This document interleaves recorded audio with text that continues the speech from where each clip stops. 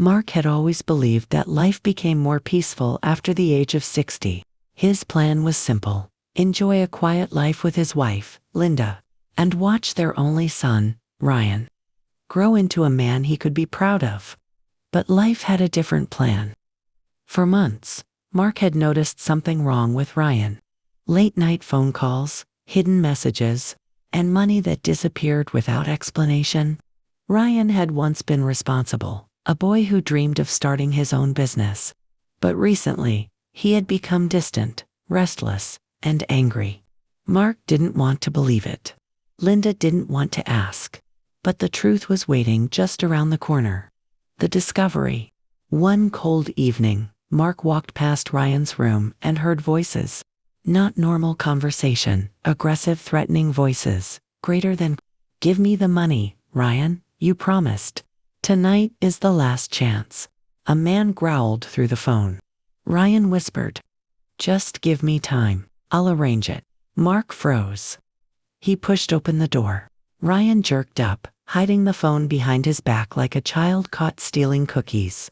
"Who was that?" Mark asked. "No one," Ryan muttered. But Mark wasn't a fool. He grabbed the phone from Ryan's trembling hands. The screen showed a name: Kevin Blackjack Club. His heart sank. "Ryan, please tell me this isn't what it looks like." Ryan looked down, ashamed. I just gamble sometimes." "Nothing serious. Nothing serious." Mark shouted. "Your life is falling apart and you say it's nothing." Linda, awakened by the noise, came running in. "What's happening? Why are you yelling?" Mark took a deep breath and said the words no parent ever wants to say. "Ryan is gambling." Linda's face changed. Shock, fear, then sadness. "Is this true?" she whispered. Ryan nodded silently. The argument? That night the house was filled with shouting, tears, and disappointment.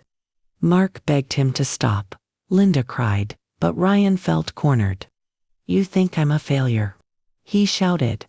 "You guys never trusted me. I can handle this myself."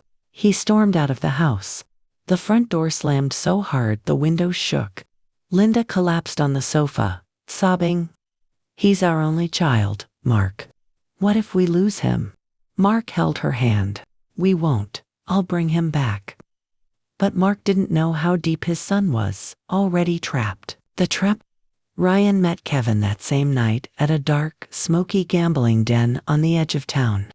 A place where broken dreams collected like dust. Kevin smirked. "So, did you bring the money?"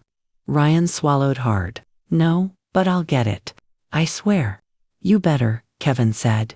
"Because next time, I won't be so friendly."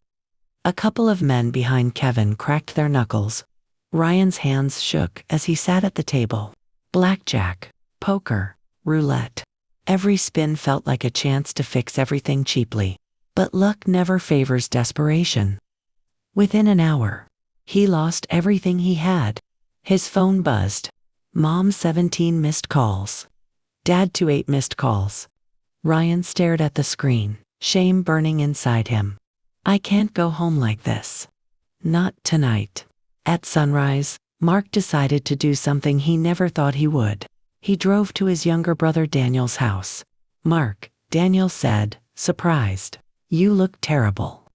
Mark sat down, sighed heavily, and explained everything. Daniel listened quietly. "So, what are you here for?" Mark looked at the ground. "I need money." Daniel blinked. "You asking me for money?" Mark nodded. "It's for Ryan. I want to help him get out before something happens." Daniel leaned back. "Mark, you worked all your life to keep that boy safe. But sometimes saving someone means watching them fall. Are you ready for that?" Mark's eyes watered. "He's my son. I can't just watch him destroy himself." Daniel finally nodded. "All right. But remember, this is the last time." That night, Mark told Linda he was going to bring Ryan home. He didn't mention the money he carried in his pocket. He drove to the gambling den. Inside, the air smelled of cigarettes and loss. Ryan was sitting at a table, head hung low, shoulders shaking. Mark walked up to him and gently touched his shoulder. Ryan looked up, eyes swollen. Dad, what are you doing here? I'm taking you home. I can't go home. I messed up. I owe them money. A lot. Kevin approached with a smug grin. Oh look, Daddy's here. Mark stood tall. How much does he owe? Kevin folded his arms. 2,000. Mark carefully placed the envelope on the table. There's your money. Now leave my son alone. Kevin opened the envelope, nodded, and said, pleasure doing business. But as Mark and Ryan turned to leave, Kevin smirked. But he'll be back.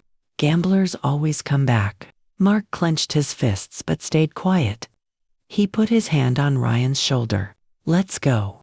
Back home, Linda hugged Ryan tightly. But damage doesn't fix itself overnight. Ryan promised to stop gambling, but he didn't. The silence of home, the pressure of regret, and the weight of debt pushed him back into the same darkness. He began sneaking out again, selling things from the house, borrowing money secretly, lying. Mark found a pawn receipt showing Ryan sold Linda's bracelet, the one her mother gave her. That night Mark confronted him. Ryan exploded. You don't understand. Gambling is the only thing that makes me feel alive. Mark's heart shattered. Linda cried. Ryan walked out again. This time he didn't return. Days passed. No calls, no messages, no sign of Ryan. Mark aged 10 years in 3 days. Linda prayed every night. Finally, Mark received a call, an unknown number. He answered immediately. Hello, Ryan. A cold voice replied. Your son is with us.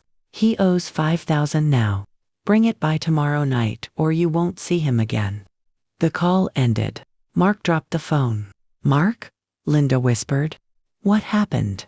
Mark swallowed. I'm going to get our son. But he didn't have the money. He had only one thing left, their small house.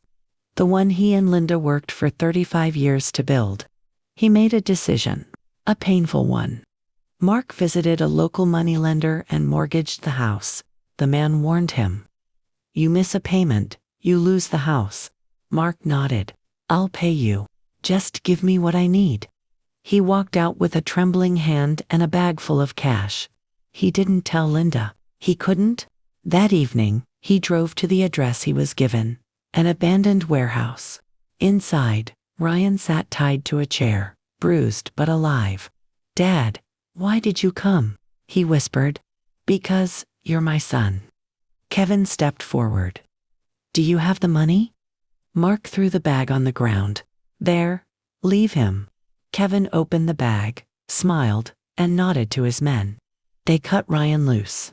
Mark grabbed him, supporting his weak body.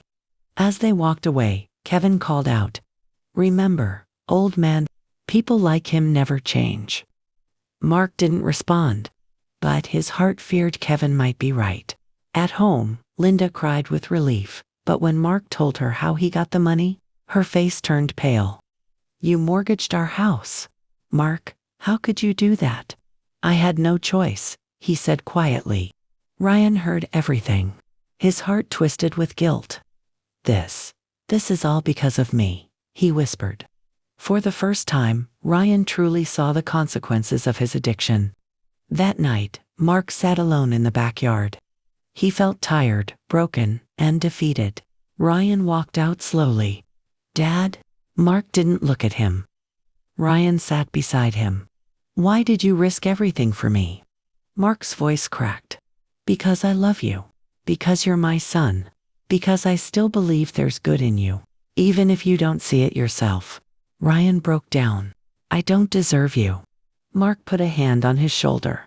You deserve a chance to be better, but you must choose it yourself. Ryan wiped his tears. I want to change, Dad, I swear. The next morning, Ryan packed his bags. Mark and Linda watched silently. I'm going to rehab, Ryan said. And after that, I'll work. I'll pay every penny back. Linda hugged him, crying, We just want you to live. Ryan entered the rehabilitation center with fear, but also with determination. Days became weeks. Weeks became months. Slowly, Ryan rebuilt himself. After rehab, he worked 2 jobs, grocery store and car wash. Every paycheck, he gave a portion to Mark.